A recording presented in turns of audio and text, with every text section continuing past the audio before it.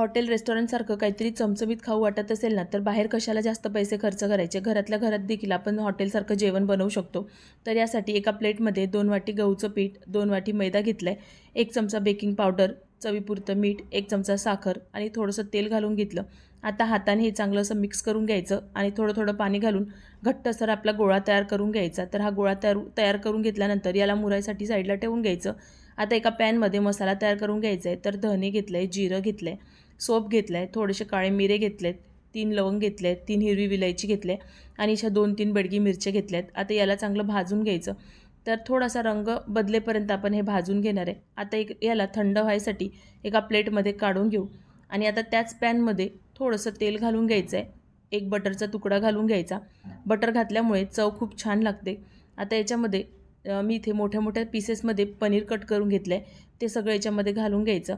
आता पनीरचा colour change होईपर्यंत आपण याला परतून घेऊ. तर आता इथे बघू शकता या पद्धतीने कलर चेंज झाला आहे. आता आपण एका प्लेटमध्ये हे सगळं पनीर काढून घ्यायचं आहे.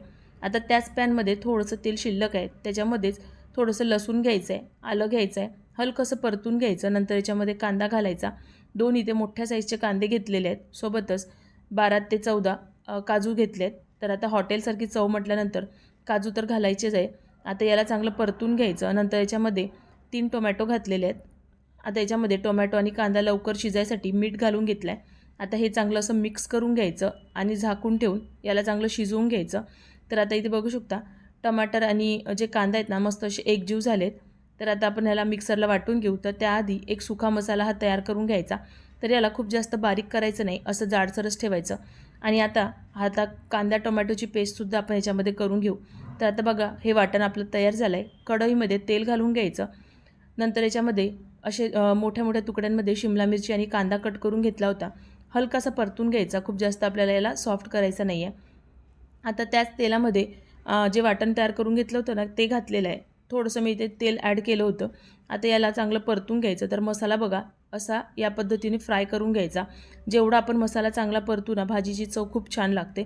नंतर याच्यामध्ये काश्मीरी लाल तिखट, साधं लाल तिखट, हळद पावडर, गरम मसाला आणि सोबतच आपण जो आता मसाला तयार करून घेतला होता ताजा मसाला, त्यातले 2 चमचे घातले.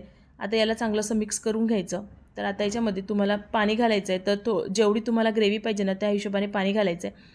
तशी तर ही भाजी थोडीशी घट्टसरच चांगली वाटते. तर बघा आता इथे हा मसाला तयार करून घेतला आहे. थोडंसं मीठ घालून घ्यायचं. आधी आपण टमाटर शिजायलासुद्धा मीठ घातलं होतं, त्याच्यामुळे मीठ जरा बेतानेच घालायचं आहे. नंतर आता याच्यामध्ये हे पनीरचे तुकडे घालून घ्यायचे. सोबतच जे शिमला मिरची आणि कांदा आपण फ्राय केला होता ना तोसुद्धा याच्यात घालून घ्यायचा. हलकंसं मिक्स करून घ्यायचं. वरून 1 चमचा फ्रेश क्रीम घालायची आहे. फ्रेश क्रीम नसेल तर तुम्ही दुधावरची मलाई देखील इथे घालू शकता. आता हे चांगलं असं मिक्स करून घ्यायचं आहे. आता आपण हे झाकून ठेवून 5 मिनटं मंद आचेवर होऊ द्यायचं आहे. तोपर्यंत माझी रेसिपी तुम्ही कुठल्या सिटीतून बघताय ते मला कमेंट बॉक्समध्ये नक्कीच सांगा. आता 5 ते 6 मिनटानंतर आपली मस्त अशी भाजी चमचमीत तयार झाली आहे. वरून कसुरी मेथी, कोथिंबीर घालून घेतली आहे. 1 चमचा जो मसाला तयार करून घेतला होता तो देखील घालायचा आहे.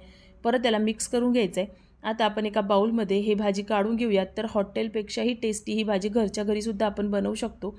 आता याच्यासोबत खायसाठी मी इथे नान बनवणार आहे. तर आपलं जे पीठ आपण मळून ठेवलं होतं त्यातला एक गोळा तोडून घ्यायचा आहे. आता तुम्हाला हा कुठल्याही शेपमध्ये करू शकता, म्हणजे गोल पण बनवू शकता. पण मी इथे असं लांबट आकारामध्ये याला लाटून घेते. नंतर याच्यावरून थोडीशी कलौंजी आणि इथे थोडीशी कोथिंबीर घालून घेतली आहे आणि परत एकदा लाटण्याने याला फिरवून घेऊ, म्हणजे हे ना खाली पडणार नाही आणि चपातीला चांगलं चिटकून राहील. तर आता बघू शकता दुसऱ्या साईडनी याला पाणी लावून घ्यायचं आहे आणि मी तवासुद्धा गरम करून घेतला आहे. असं पाणी दुसऱ्या साईडनी लावून पाण्याची साईड आहे ना तव्यावर खाली टाकायची आहे आणि 2-3 मिनटं असं झालं की नंतर याला तव्यासोबतच असं उलटं असं शेकून घ्यायचं आहे. तर घरच्या घरीच आपण हे नान बनवू शकतो. तुम्ही एकदा नक्कीच ट्राय करून बघा, चवीला खूप मस्त लागते. आता एका प्लेटमध्ये आपण सर्व करून घेणार आहे. तर भाजी काढून घ्यायची. नंतर जे नान आपण बनवली होती ना त्याच्यावर मस्त असं बटर लावून घ्यायचं. तर चमचमीत नान आणि आपण हे पनीरची भाजी हॉटेलपेक्षाही टेस्टी घरच्या घरी देखील बनवू शकतो.